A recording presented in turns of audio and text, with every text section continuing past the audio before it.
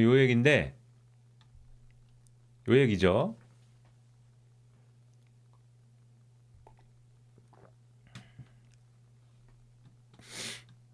이재명 후보 집권시 현 정부 조직 대수술에 나선다. 정부 출범 직후 기획재정부와 검찰 기능을 1차로 쪼개고 8월경까지 산업통상자원부 등 여러 기능이 중첩되어 있는 부처를 추가로 기능별로 나누는 방안을 마련한 뒤에 내년도 예산 편성에 들어간다는 방침이다. 그리고 이 이재명 후보가 당 대선 후보로 선출된 직후 직접 기재부 분리 개편을 언급한 데 이어서 민주당도 28일 경제부처 개편 토론회를 열고 본격적인 논의에 돌입했다. 어제 이 토론회를 했기 때문에 오늘 일면에 다 얘기가 있습니다. 특히 민주당 집권 시 이명박 정부 이후 17년 만에 여대 야소 상황이 되는 만큼 정보조직법 개편안 국회 통과에 속도를 낸다는 계획이다. 민주당 내에서는 산업부를 산업, 통상, 기후, 에너지 등의 기능별로 쪼개는 방안이 유력하게 검토가 되고 있다. 우리나라 산업통상부 장관이 해외 출장을 가면 해당 국가에서 장관 3명을 만나는 기형적인 형태이다. 기후에너지부는 반드시 신설을 하고 통상 기능은 산업 분야에 합칠지 분리할지 고심 중이다. 라고 했다는 거고요. 예산 및 경제부처 개편 구상에도 힘이 실리고 있다. 지금 이재명 후보 기자들과 만나서 기획재정부가 왕노릇하고 있다는 지적이 상당하다. 그래서 기재부를 기획예산처와 재정경제부로 쪼갠 뒤에 예산 권한을 국무총리실 산하에 두는 방안을 유력 검토 중이다. 라고 얘기를 했습니다. 경제전략을 담당하는 과거 경제개혁과 같은 컨트롤 타워 설립이 필요하다는 주장도 제기가 된다. 그 다음에 이 동아일보는 검찰의 수사와 기소기능 분리도 이제 같이 썼는데 검찰이 기소권과 수사권을 동시에 갖는 시스템 끝나야 된다라고 25일 날 경선 TV 토론에서 이재명 후보가 얘기를 했죠. 그리고 공수처 대폭 강화한다는 이런 이제 얘기도 했고 그 외에 저출산 극복 등 인구 문제 해결할 별도의 인구전담 부서 그리고 인공지능 산업 지원을 위한 과학기술부 총리직 신설 이런 것을 논의를 하고 있다. 그리고 이 첫 일정으로 이승만 박정희 전 대통령 포함해서 포스코 초대회장 지낸 박태준 전 국무총리 묘역까지 이재명 후보는 참배를 했습니다. 그래서 이것을 국민통합 강조하면서 중도 보수층 외연 확장 의지를 보인 걸로 이제 해석을 하고 있어요. 이런 얘기고, 기재부 검찰 새 정부 출범 즉시 개편, 다른 부처는 단계 추진 이렇게 되어 있는데 이재명 캠프 측 핵심 관계자가 얘기를 합니다. 지금 정부 조직의 틀은 이명박 정부 때 만들어진 것이다. 문재인 정부 출범 직후 정부 조직 개편을 시도했지만 여소야대 국면의 한계를 뼈저리게 실감했다. 그래서 이재명 후보가 대선에서 승리할 경우 정부 조직 개편에 적기가 온다라면서 이렇게 얘기를 했다. 그래서 정부 출범 즉시 기획재정부와 검찰에 대한 조직 개편은 단행한다. 1차로 기재부와 검찰의 권력을 분산시킨 뒤에 다른 부처들에 대해서 순차적으로 늦어도 8월 전에는 전체 정부 조직 개편안을 마련한다는 계획이다. 라고 얘기를 하고 있습니다. 그래서 요거 아까 말씀드린 그 이제 기사 내용을 도식을 만들면 이렇게 된다는 거예요. 요거를 이제 비상계엄 직후부터 경쟁적으로 부처 개편 논의를 진행을 해왔고 이번에 인수위가 없기 때문에 곧바로 정부 부처 개편에 들어가야 된다. 민주당은 일단 예산 편성권을 진 기재부 등을 우선 분리한 뒤에 내년도 예산 편성에 맞춰서 다른 부처들을 개편하는 단계적 부처 개편을 유력하게 검토하고 있다. 그래서 기재부의 예산 기획 분야와 재정 분야를 분리해야 한다고 이 토론회 어제 토론회에서 한 목소리를 냈다는 거예요. 김대중 정권 때처럼 기재부를 기획예산처, 재정경제부 등으로 이원화를 해야 한다는 것이다. 자, 당 일각에서는 기획예산처를 대통령 직속으로 두자는 제안도 나왔지만 대통령실 권한 강화에 대한 반감 등을 고려해서 국무총리 산하에 두는 방안이 유력한 것으로 알려졌다. 요거 기억하십시오. 산업통상자원부도 개편 대상이다. 당 정책위는 산업통상자원부를 기능별로 산업부, 통상부, 기후에너지부 등 3개로 나누는 방안을 검토 중이다. 에너지를 떼서 환경부와 함께 기후에너지부로 합칠 가능성이 높다. 다만 통상은 산업 전략과 맞물려 있는 이슈라 별도로 떼는 것이 더 효율적인지 검토해야 한다. 이런 얘기.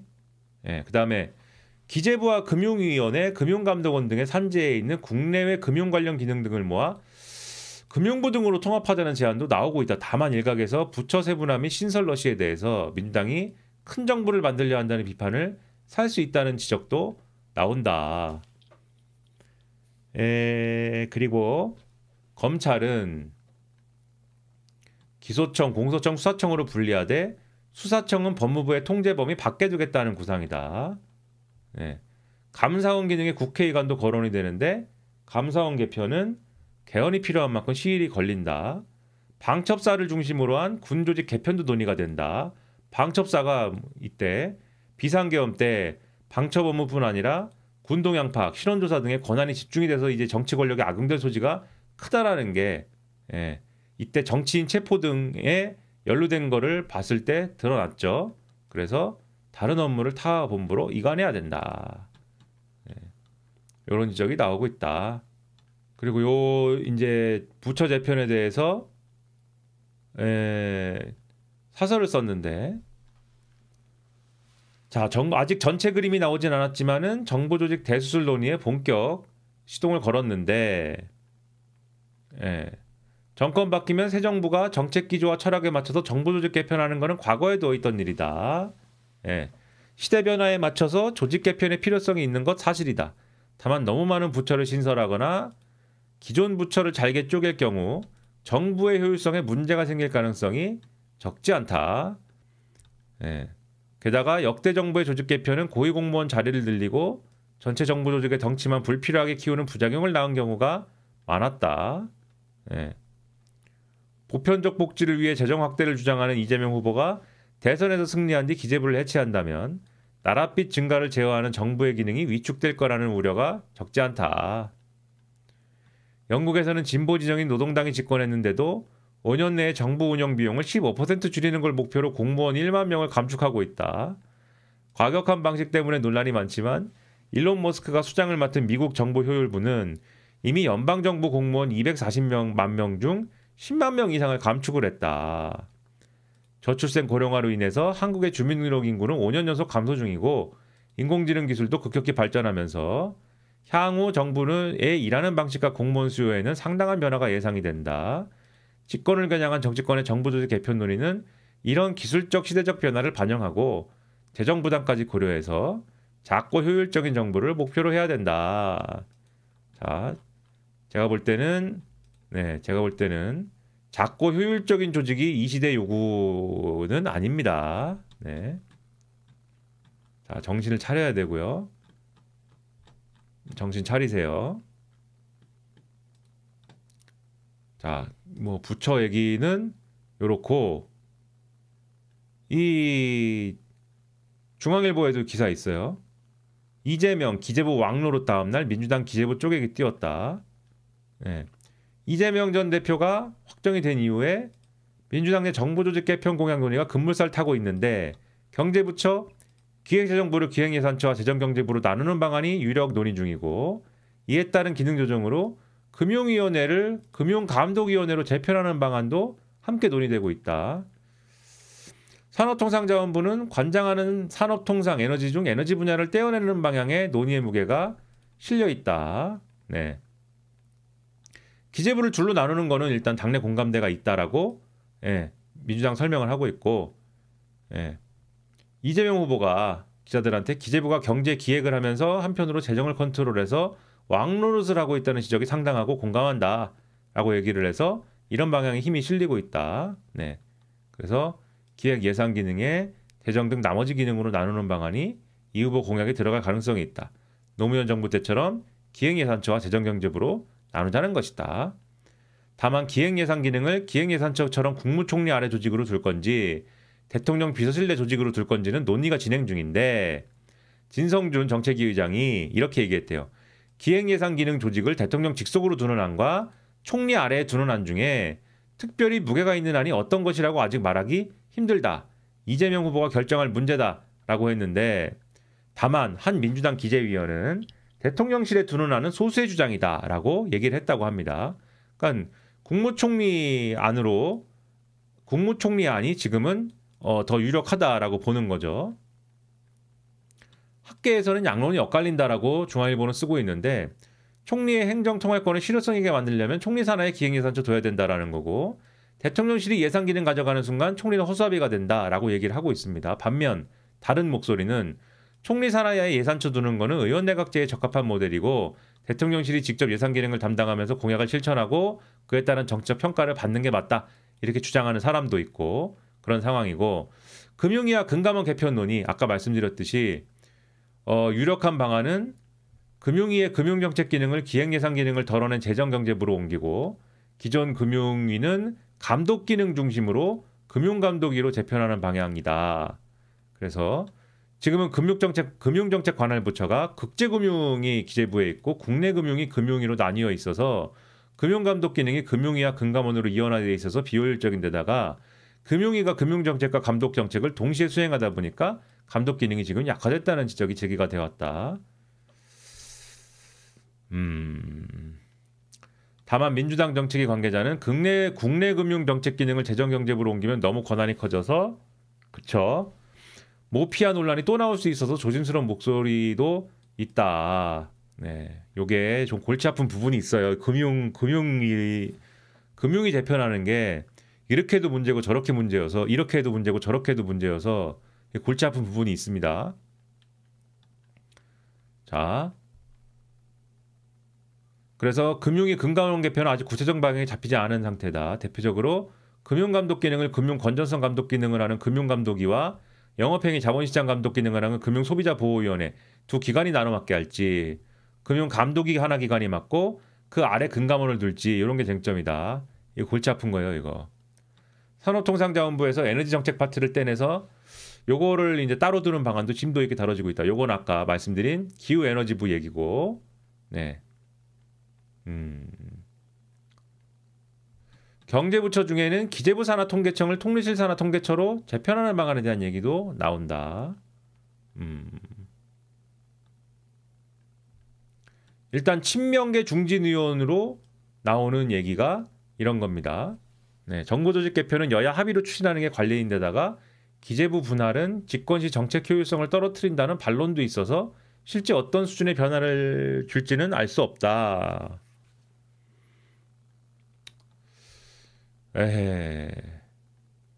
인수위가 없이 출범하는 상황도 고려해야 하고 너무 개편 규모가 크면 새 정부가 출범하고 공무원들이 일을 할 수 없을 수가 있어서 기재부 검찰 개편과 함께 몇 개 부처 조정하는 정도에 그칠 가능성이 높다라고 민주당 핵심 관계자가 얘기하는 부분도 있고 하네요. 예. 일단 이재명 후보가 조만간 당 정책위로부터 정부조직 개편안을 포함한 공약안을 보고받을 예정이다 라고 하고 있습니다. 자, 요게 이제 골치 아픈 부분인데 한국일보 1면에 썼죠. 네.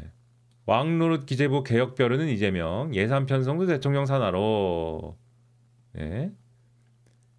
기재부의 예산 편성권을 떼서 대통령 산하로 두는 방안까지 거론이 된다. 네. 이재명식 드라이브의 일환이다. 하지만 대통령의 권한이 훨씬 막강해져 또 다른 우려가 제기될 수밖에 없다. 예. 기재부 개편 방안은 이 후보의 대선 공약에도 비중 있게 담길 전망이다. 예. 일단 민주당 의원들은 기재부 힘 빼기에 대한 공감대가 형성돼 있다. 선출되지 않은 권력인 기재부가 예산을 무기로 부처 위에 부처로 군림하고 있다는 비판이 적지 않다. 윤석열 정부 들어서 고집한 재정건전성 기조 탓에 재정 투입 시기를 놓치고 경제 회복을 늦춘 거 아니냐라는 문제의식이 상당하다. 예. 특히 확장 재정 필요성을 강조해온 이재명 후보의 경제 철학과도 어긋난다. 기재부 관료들은 정부 예산의 곡간지기를 자처하며 이재명 후보가 경기지사 시절에 사사건건 충돌한 악연이 있다. 지역화폐를 비롯해서 이재명표 정책의 속도를 내기 위해서는 예산 기능 장악이 우선인 셈이다. 그래서 토론회에서 이 얘기들을 했다는 겁니다. 그래서 기재부의 기능과 역할을 최대치로 끌어올릴 수 있는 전면적인 제설계가 필요하다든지 이런 얘기들이 민주당 의원들 사이에서 나왔는데 그래서 개편 방향으로는 기재부에서 예산 기능을 분리해서 대통령실이나 그 국무총리실로 옮기는 방향이 유력하게 거론이 된다. 돈을 걷는 기능과 돈을 쓰는 기능을 나눠서 서로 견제가 가능하도록 하자는 취지다. 반면 국가재정전략회의를 통해서 예산권을 통제하는 방안이나 대통령실 내에서 기재부와 소통하며 예산 기능을 관리할 수 있는 수석급 자리를 두자는 주장도 나온다. 네, 요 얘기를 하고 있어요. 그래서 여전히 이제 뭐 국무총리실 산하 기획예산처냐, 대통령실 가는 게 좋으냐, 아까 등장하신 그분들이 네, 여기서 이제 얘기를 하고 있고. 근데 이제 대통령실에 두면 권한 집중 논란이 생길 것이다. 이 얘기가 있습니다. 토론회에서 기재부 차관 출신 안도걸 의원이 공영부처에 손을 대는 접근보다는 가장 전략적인 기능을 얼마나 효율적으로 민주적으로 운영할지를 고민해야 된다. 네, 라고 얘기를 하고 있어요. 요 이제 정권에 따라 쪼개고 합치는 부침을 겪었다라고 요 얘기를 요 역대 어떻게 했는지를 썼네요. 네, 요 얘기가 재밌는 얘기입니다. 이 얘기가 이제 쭉 설명드렸지 않습니까? 요 부처를 뗐다 붙였다 하는 얘기. 이 얘기를 좀 말씀을 드렸는데 조선일보 딱 보잖아요. 조선일보를 딱 보면은 바로 조선일보 일면이 아까 말씀드렸듯이 조선일보 일면이 이재명 대통령 직속 예산처 구상 재정의 정치화 논란 이걸로 딱 치고 들어오는 거예요. 요것 때문에 이제 말씀을 드리는 거죠. 요 부분을 가지고 이제 물고 늘어질 것이다. 그래서 기재부를 쪼개서 대통령실 산하 기획예산처로 할 것이다 아닌데 이게 무소불위의 권력을 갖게 될 것이고 포퓰리즘 정책을 대통령 직속 기획예산처로 해가지고 실현을 할 것이고 요렇게 나올 것이다. 그리고 해외 사례를 보면은 대통령이 직접 예산 편성권 가지고 있는 국가는 미국의 백악관밖에 없는데 백악관 직속 기구로 관리 예산처를 갖고 있는 미국밖에 없는데 미국은 또 근데 의회의 예산 견제권이 막강해서 의회 산하에 의회 예산처가 있어서 대통령 예산안을 심층 분석하고 조정하도록 돼 있다. 그래서 요 구조여서 이 지금 논의와 다르다 뭐 이런 얘기를 하면서 예산 편성권이 대통령실로 넘어가면은 정치와 행정의 균형이 깨진다 이렇게 이제 공격을 한단 말이죠. 그래서 요게 이제 요걸 가지고 물고 늘어지는 요 정치적 쟁점이 형성이 된다. 이래서 요 얘기를 이제 하는 겁니다. 그래서 자, 요 얘기 하려면 자, 칠판 있어야 된다. 네, 칠판 갖고 옵니다. 칠판 갖고 온다. 네. 칠판이 있어야지 됩니다. 원래 이 나라에는 뭐가 있어요, 원래? 네. 박정희 때 경제기획원이 있습니다. 경제기획원이 있고 재무부가 있어요. 네. 재무부가 있죠. 네. 재무부가 있습니다. 네. 그쵸? 네. 원래 이게 이 나라 경제 부처, 경제 관료의 양대 산맥이죠. 그쵸? 네. 그래서 이게 뭐 하는데요? 여기가 예산과 기획을 하고 재무부가 세제와 금융을 다뤘습니다. 원래 이런 체제입니다. 원래 이런 체제예요. 근데 박정희 때 어디가 훨씬 그래서 힘이 셌어요? 경제기획원이 훨씬 힘이 셌어요. 훨씬 힘이 셌습니다. 훨씬. 왜냐하면 예산, 기획 이런 게 큰 계획을 하는 거잖아요. 그쵸? 큰 계획을 하는 것이고 세제, 금융 이런 거는 지금 당장 벌어진 어떤 상황에 대해서 대응을 하는 거지 않습니까? 대응을 하는 거잖아요. 그래서 이게 이제 재무부가 하는 일이에요. 근데 상대적으로 파워가 어디에 집중되냐면은 경제기획원은 다른 부처들의 이제 파워가 이제 권한이 이제 셉니다. 다른 부처들에 대해서. 예를 들면 다른 부처들이 사업을 이제 해야 되는 그러한 상황이면 사업을 해야 되는 상황이면 다 경제기획원 관료들한테 다 제출을 해야 될 거잖아요. 예산을 받아야 되고 예산 짜는데 반영을 해달라고 해야 되고 또 전체 부처들이 이제 사업을 하는 거를 이제 기획을 하려면은 나라가 어떻게 앞으로 사업을 하는 걸 기획을 하려면은 경제기획원들한테 얘기를 해야 될 거 아닙니까? 그래서 기획원 관료들이 전체 이제 각 부처들의 힘이 세고 재무부는 물론 재무부도 세지만 재무부는 어디에 세냐면은 재무부는 민간 영역에서 세요. 은행들이 다 어디 가서 절을 하겠습니까? 네? 다 어디 가서 절을 하겠어요? 재무부한테 가서 절을 할 거 아닙니까? 그리고 세제가 있잖아요. 예. 다 개별 기업들이나 이런 기업이나 이런 사이드는 어디 가서 아부를 하겠습니까? 재무부에다가 아부를 하겠죠. 그렇죠? 예. 그래서 민간 사이드에서는 재무부가 그립이 셉니다. 하지만 재무부도 경제기획원하고 이렇게 대절을 하면은 좀 밀리죠. 아무래도 경제기획원이 더 엘리트고 또 박정희 때는 경제기획원 장관이 부총리예요. 네, 재무부는 그냥 장관이고 쫄립니다. 그래서 재무부 애들의 아픔이 있어요. 재무부에 한이 있습니다. 우리는 경제기획원에 비하면 뭐가 아니다라는 원래 그런 게 있었어요. 그래서 그런 상황인데 그래서 사실 모피아라고 하는 개념 있지 않습니까? 모피아라고 하는 게 여기예요. 재무부 출신들 얘기하는 거예요. 모피아. 네, 모피아죠. 모피아지 않습니까? 예. 네, MOF지 않습니까? 예. 네, MOF가 뭐예요? 미니스트리 오브 파이낸스잖아요. 재무부거든요. 그래서 재무부들끼리가 잘 뭉쳐요. 원래 관료들이 재무부 출신들이. 왜냐? 우리는 경제기획원한테 밀리고 경제기획원한테 밀려가지고 서름이 있는데 근데 또 이 관에서는 이 민간을 꽉 잡고 있잖아요. 힘이 있잖아요. 그래가지고 자기들끼리 뭉쳐가지고 자기들끼리 이제 끈끈한 게 그게 모피아예요. 경제기획원들은 자기들끼리 잘 안 뭉칩니다. 자기들끼리 잘나가지고 자기들끼리 지네끼리 잘나가지고 잘 안 뭉칩니다. 그런 게 있는데 이 체제가 이제 상당 기간 이어져 옵니다. 서로 사이가 안 좋아. 그래서 사이가 안 좋아요. 사이가 별로 안 좋습니다. 82년인가는 경제기획원의 재무부 점령 사건이라는 것도 있어요. 그때 전두환이 경제기획원 출신들을 전두환이 그랬나? 경제기획원 사람들을 재무부에 다 보내고 재무부 차관으로 보내고 장관으로 보내고 주요 요직에 다 보내버립니다. 왜 그랬는지. 그래가지고 재무부 출신들이 막 울분에 차서 술을 먹고 이러는데 아무튼 이제 그런 일이 벌어지고 하는데 여튼간에 사이가 안 좋아요. 그래서 철천지 원수처럼 특히 재무부 출신들이 경제기획원 출신들을 미워하고 철천지 원수로 여기고 막 이래요.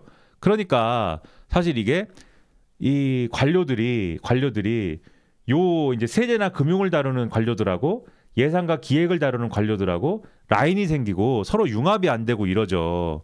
이게 서로 잘 안 됩니다. 얘기가. 그래서 이게 문제다. 관가의 문제다라고 이제 이 문제의식이 생깁니다. 그래서 어떻게 하느냐.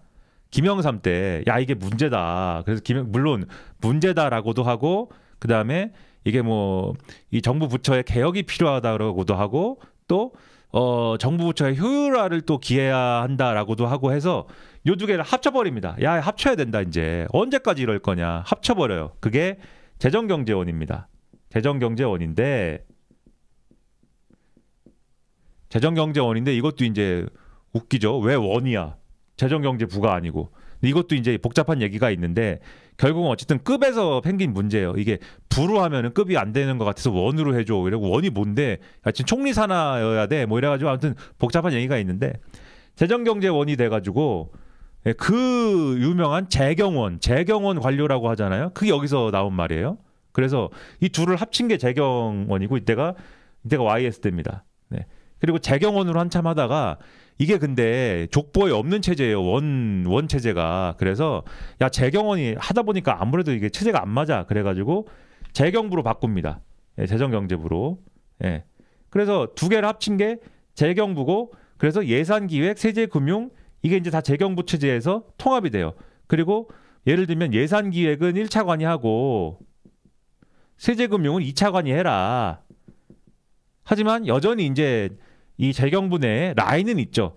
구 재무부 출신 라인, 구 경제기획원 출신 라인은 있어요. 그래가지고 관료들이 통합되는데 상당한 시간이 걸립니다. 상당한 시간은 걸려요. 하지만 이 재경부 때 입사한 공무원들 있잖아요. 입사한 공무원들부터는 이 라인이 좀 희미해지고 뭐 이런 효과는 있어요.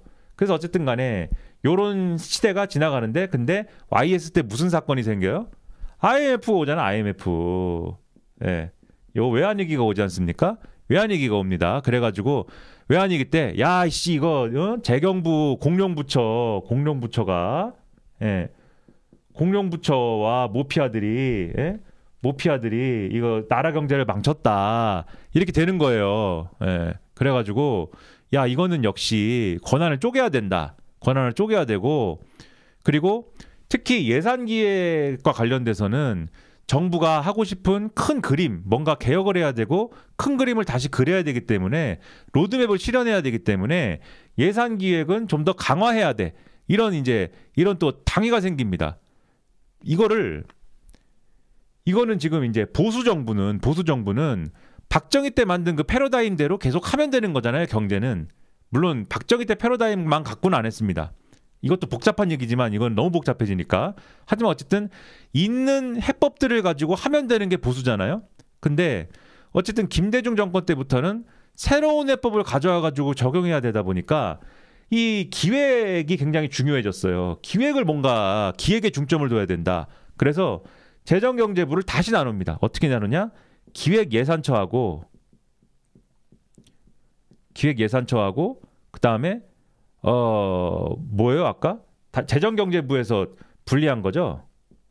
예. 예, 재정경제부에서 기획예산처를 떼낸 거예요. 예. 떼냈습니다. 예. 요걸 이제 떼낸 겁니다. 그래서 기획예산처를 다시 떼내서 예산기획 부분을 분리한 거예요. 요것만 따로 특화된 조직을 만든 겁니다. 왜냐? 정권이 추진해야 될 큰 그림을 관철시키는 그런 수단으로 활용하기 위해서. 그리고 이전에 예산청이 있었나, 이 뒤에 만들었나, 아무튼 예산청이 있었던 때가 따로 있었던 때가 있었고 또 그래요. 예산청을 따로 만들었던 때가 있어요. 여튼 이런 거를 거쳐서 그 다음에 이제 노무현 정부, 참여정부 때도 요 체제 비슷하게 가고요. 요 체제 비슷하게 가는데 요게 근데 또 이명박 정부 때가 되면은 이제 anything but no잖아요. 이제 요 나눈 게 잘못됐다 이거예요. 나눈 게 잘못됐고 그리고 이제 기획예산처 출신들의 좀 이상한 사건들이 몇 개 벌어지고 뭐 합니다. 예를 들면 변양규 씨 사건 뭐 이런 것도 있고 뭐 하여튼 뭐 여러 가지 얘기를 하면서 이 불리한 게 여러 가지로 비효율적이고 잘못되고 뭐 이런 얘기를 하면서 요걸 또 합친 게 기획재정부예요. 근데 웃긴 게 요거는 문제다라고 하면서 기획재정부로 합치고 그럼 여기 이제 세제금융이 남았겠죠. 세제금융과 뭐 이런 게 남았을 텐데 이렇게 합치면서 기획재정부로 합쳤지만 예산, 기획, 세제 이런 것들을 합쳤지만 뭘 떼내냐면 금융위원회를 떼냅니다. 금융기능을 따로 떼내요. 왜냐? 어차피 세제는 사실 상관없고 요거는 큰 그림에 엮여 있는 거니까 여기다 줘도 상관이 없고 근데 금융은 뭐랑 연계가 돼 있어요? 바로 은행 얘기잖아요, 이게. 모피아의 힘은 어디서 나옵니까? 모피아의 힘은 은행을 쥐락펴락하는 데서 나오는 거잖아요. 그쵸? 예. 은행을 쥐락펴락하는 데서 나오는 거잖아요. 그러니까 사실 모피아의 세계관으로 보면 은행은 따로 다루는 게 맞지 않느냐? 이런 생각할 수가 있는 거거든요. 아까 모피아의 원류가 어디라고요? 세제 금융을 다루는 재무부라고 말씀드렸잖아요. 그러면 요 사람들 인맥들이 생각할 때는 야, 우리가 하여튼 끈끈하게 잘 지내고 있는 상황에 우리가 파워를 가지려면은 재정경제부로 뭐 통합이 되고 뭐 했지만은 마지막까지 지켜야 될 것은 금융이다. 그리고 금융위원회라는 별도의 이제 요 기지가 있으면은 우리가 여기서 자리도 있고 금융위원회 자리도 있고 이 방향으로 승진도 하고 좋지 않느냐. 네. 이런 게 있는 거죠. 네. 그래서 이제 금융위원회가 있고 더군다나 이명박 때 요런 거 이제 요런 거를 이거를 하는 대부가 누구예요? 강만수 씨잖아요. 강만수 씨가 근데 출신이 어딥니까? 재무부 출신이잖아요. 그러니까는 요렇게 이제 하지 않았을까 생각을 하는 건데, 근데 여기서 또 볼 게 금융감독기구입니다. 금융감독기구는 원래는 이제 대중 없이 하다가 사실 이 IMF 맞고 나서 이 금융 비상대책이 이런 거를 하다가 금융감독위원회라는 거를 이현재 씨가 맡았었죠. 금융감독위원회라는 거를 정부기관으로 맡아서 하다가 금융감독위원회라는 걸 이현재 씨가 유명한 이현재 씨 기억하시죠? 예. 이때 저승사자처럼 하다가 금감위가 이제 정부가 이제 금융기관을 제재하고 감독하는 것이 이게 무리가 있다라고 해서 금융감독원을 나중에 만들잖아요. 금융감독원 체제로 가는데 금융감독원은 지금도 반관 반민 뭐 이렇게 표현해야 될까요? 무자본 특수법인입니다. 이거는 그래서 정확히는 이제 정부 부처이거나 이런 게 아니죠. 예. 무자본 특수법인입니다. 여기는. 예. 왜 그렇게 뒀느냐? 아까도 말씀드렸듯이 정부가 직접 은행을 이제 감독하거나 직접적으로 이제 관리하게 되면 관치금융이다 뭐다 하는 그런 논란이 생기기 때문에 요거는 그래서 따로 떼둔 거고, 다만 금융감독원은 금융위원회 관리 감독을 받게 돼 있는 거죠. 네, 요런 체제입니다. 네. 그리고 금감원이 이제 은행을 관리 감독하고, 다만 금융위원회는 금융 정책을 이제 갖다가 이제 하는 것이고, 요런 시스템을 만든 거예요. 이명박 체제 때 금융위원회에 관련돼 가지고. 네. 요런 시스템이었다. 근데 이명박 때 이제 요렇게 했고, 이명박 때 설계한 요 시스템이 박근혜 때도 이어졌고, 박근혜가 탄핵을 당한 이후에 문재인 체제가 들어서면서 문재인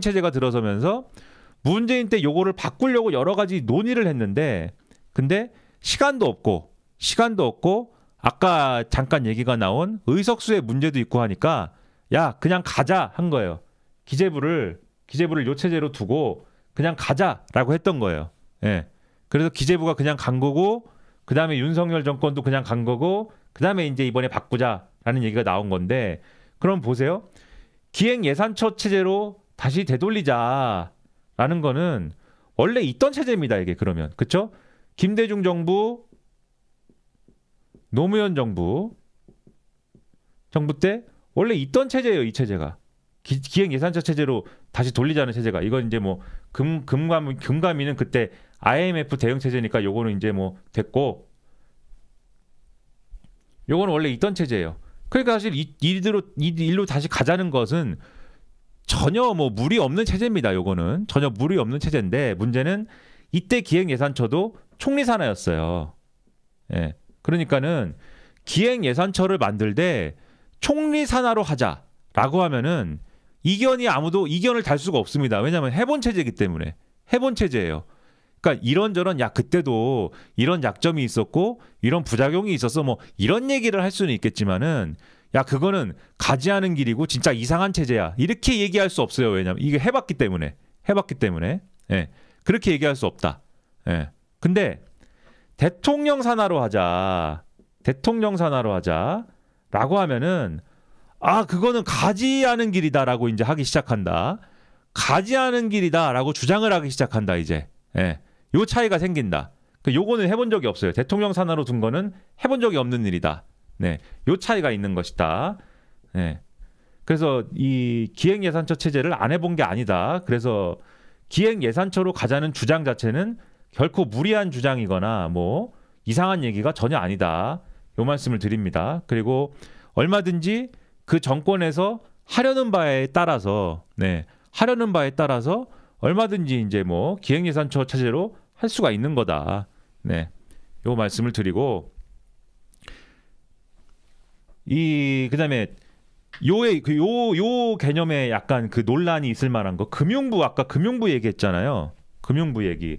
그래서 금융부 얘기가 좀 논란이 있을 수가 있어요. 금융부는 금융부를 하자는 사람도 있고 하지 말자는 사람도 있는데 금융부는 뭐 이것에 장점이 있을 수도 있습니다. 금융부를 그러니까 이게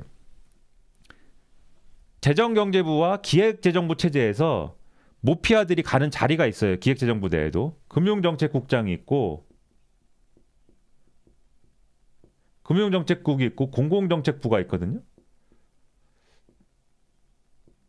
네, 그래서 이력을 보면은 금융정책국장을 했다. 그러면은 이 이름이 맞나 이게 위에가 잊어버렸는데 금융정책국장을 했다. 그러면은 아 이게 모피아 라인이구나 이렇게 이제 생각했던 그런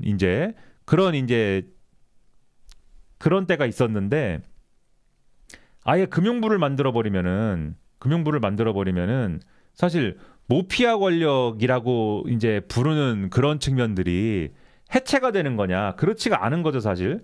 금융부에서 이 모피아 권력이 다시 이제 뭔가를 할 수 있는 길이 열릴 수도 있는 것이기 때문에 예, 이게 예산이나 또는 기획이나 또는 재정의 측면에서는 상관이 없는 일일지 모르지만 금융이라는 또 다른 축에서 문제가 생길 수가 있어요. 물론 금융부를 신설하고 아까 얘기한 뭐 소비자보호원이나 또는 금감원이나 이런 데서 실질적으로는 뭐 하는 거 아니냐라고 생각할 수도 있지만 근데 예를 들면 윤석열 정권의 이복현 금감원이 기형적인 거잖아요, 이게. 예. 이복현을 금감원장으로 보내가지고 금융위원회를 허수아비로 만들었다라는 게 이 시스템으로 보면은 그게 기형적인 거거든요.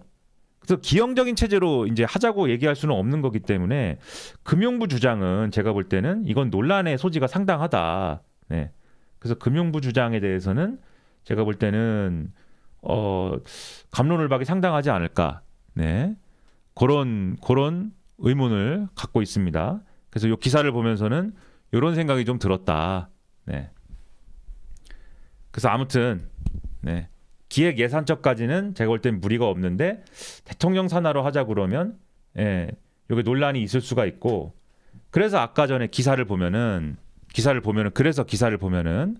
민주당 토론을 했더니 얘기가 어떻게 나와요? 대통령 산하로 가는 것은 소수 의견이고 그다음에 대체적으로는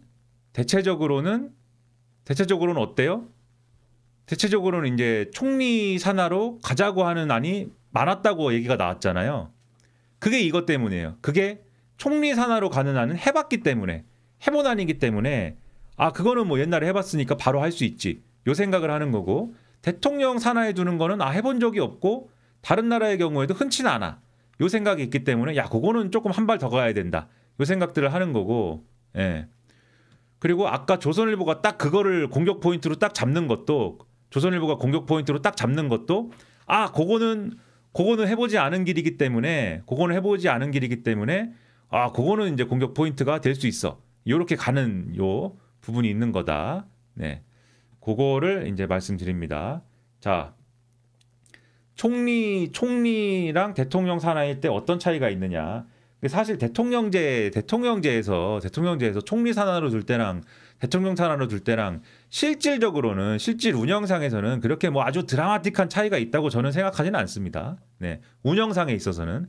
근데 형식상에 있어서는 지금 이제 예를 들면 어디 둘지 애매한 그러한 부처나 그러한 기관의 경우에는 대부분 총리 산하에다가 그냥 넣는 거거든요. 총리 산하에다 넣는 거예요. 네, 그리고 총리실 같은 경우에는 국회의 이제 정무위에서 총리실에 해당하는 어떤 그러한 부서나 이런 거는 정무위 이제 담당이죠. 정무위 담당입니다. 그래가지고 국회에 견제를 받거나 뭐 이런 것도 용이해요. 총리실 산하에 있으면 국회 정무위가 불리면 다 와야 됩니다.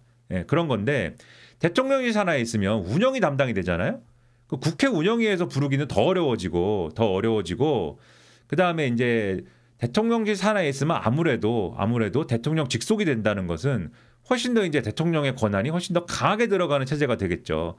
총리가 총리는 대통령이 어쨌든 간에 의지를 가지고 교체할 수도 있고 책임지고 물러날 수도 있고 또 뭐 국회가 예를 들면 국회 동의를 받아야 되는 직책이다 보니까 국회가 여러모로 이제 나름대로 총리 인선에 대해서는 권한을 행사할 수도 있고 뭐 이런 차원의 얘기가 되는데 형식적으로 이런 차원의 얘기가 되는데 대통령 직속이다라고 하면은 대통령 선거를 하지 않는 이상 이거를 이제 뭐 어떻게 관여할 수 없는 것 같은 그러한 형식이 되는 거잖아요.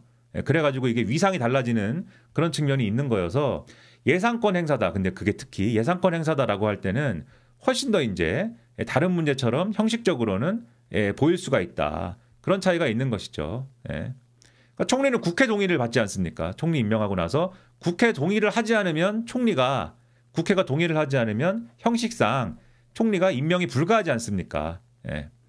그리고 아까도 말씀드렸지만 총리실 산하에 있는 기구는 다 정무위 소관입니다. 정무위 소관이에요. 정무위가 부르면 다 갑니다. 근데 정무위는 일반적인 상임이지만 운영위에서 부르는 체제로 하자 그러면 그거는 상당히 이제 어려워진다는 거죠. 복잡하고. 그런 차이들이 있다. 그래서 이런 게 이제 쟁점이다. 좀 말씀드리고.